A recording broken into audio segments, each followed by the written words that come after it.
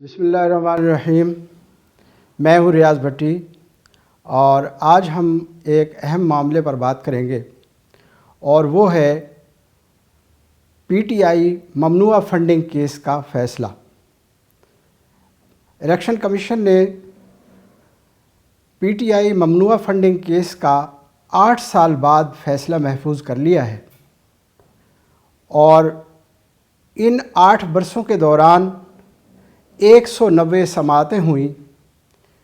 اور 6 مرتبہ اسلام آباد ہائی کورٹ کو اپروچ کیا گیا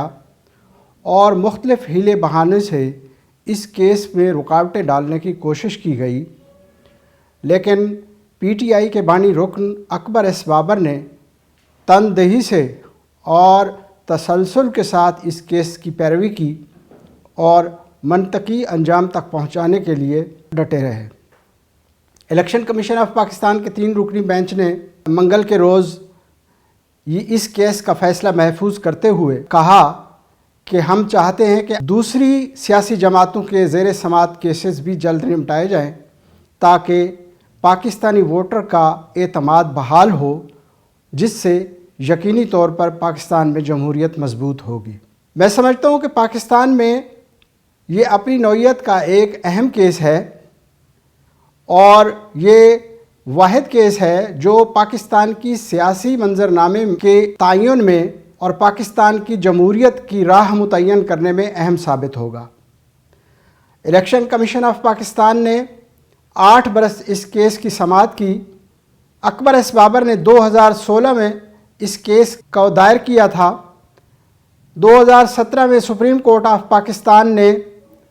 الیکشن کمیشن کو یہ مینڈیٹ دیا کہ وہ اس کیس کی تحقیقات کروائے اور شفاف طریقے سے تحقیقات کے بعد اس کا فیصلہ کرے۔ چنانچہ اس کے بعد 2018 میں الیکشن کمیشن آف پاکستان نے ایک اسکروٹنی کمیٹی قائم کی، جس کمیٹی نے پی ٹی آئی کے مالی معاملات کی دیکھ بھال کے علاوہ فارن فنڈنگ کے ذرائع اور ان کے فنڈز کی چھان بین شامل تھی۔ اکبر ایس بابر نے الزام لگایا تھا کہ پی ٹی آئی کے فنڈنگ میں بیرون ملک غیر پاکستانیوں اور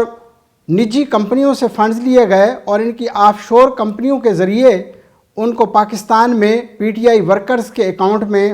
غیر قانونی چینل ہنڈی کے ذریعے منتقل کیا گیا اور یہ پیسہ الیکشن کمیشن آف پاکستان میں جمع کرائی گئی رپورٹ میں چھپایا گیا۔ اکبر ایس بابر نے یہ بھی الزام لگایا تھا کہ درجنوں اکاؤنٹس جو ہے وہ پی ٹی آئی نے چھپائے ہوئے ہیں جو الیکشن کمیشن میں ظاہر نہیں کیے گئے۔ اکبر ایس بابر کو بار بار یہ روکنے کی کوشش کی گئی اور ایک موقع پر پی ٹی آئی کی جانب سے الیکشن کمیشن میں یہ موقف اختیار کیا گیا کہ اکبر ایس بابر جو ہیں ان کو پارٹی سے نکال دیا گیا ہے، اس لیے اب وہ پارٹی فنڈز معاملات یا اکاؤنٹس کے بارے میں سوالات کرنے کے مجاز نہیں۔ اسلام آباد ہائی کورٹ میں 6 دفعہ اپروچ کیا گیا، لیکن آخری سماعت میں 30 اپریل کو اسلام آباد ہائی کورٹ نے 30 دن میں فیصلہ کرنے کا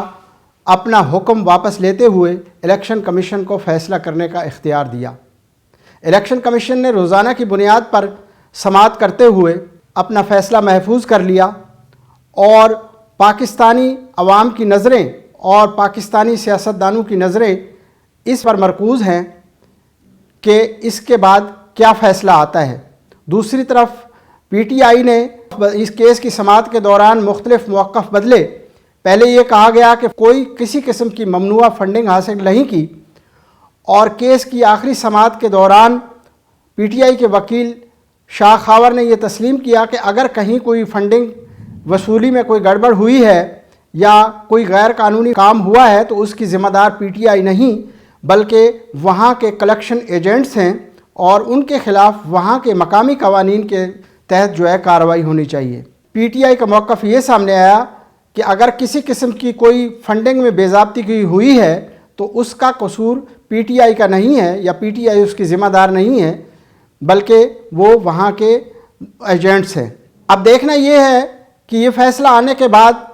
پاکستانی سیاست پر کیا اثرات مرتب ہوتے ہیں۔ ماضی میں صرف ایک پارٹی پر غیر قانونی فنڈنگ اور غداری کے الزامات کے تحت پابندی عائد ہوئی ہے، اس کے علاوہ پاکستان کی تاریخ میں کسی پارٹی پر نہ تو کوئی پابندی عائد ہوئی ہے اور نہ ہی اس قسم کے کوئی کیس سامنے آیا ہے۔ وہ عوامی نیشنل پارٹی تھی جسے عبد المجید بھاشانی نے، جو موجودہ بنگلہ دیش ہے اور اس وقت مشرقی پاکستان تھا، 1958 میں قائم کی تھی، لیکن بعد میں یہ ثابت ہوا کہ وہ بھارت سے فنڈنگ لیتی تھی اور اس نے پاکستان سے غداری کرتے ہوئے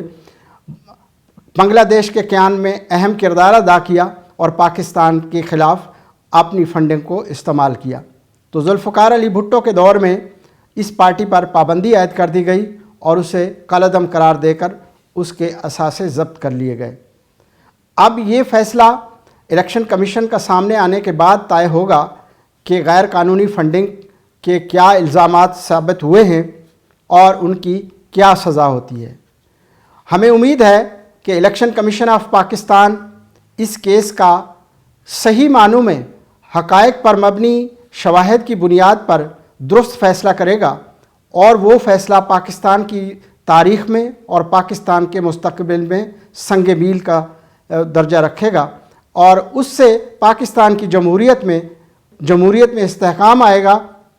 اور پاکستان میں جمہوریت مضبوط ہوگی۔ الیکشن کمیشن کی یہ ثوابدید ہے کہ وہ فیصلہ کب سناتا ہے۔ ملتے ہیں اگلے ایپیسوڈ کے ساتھ، اجازت چاہوں گا، اللہ حافظ۔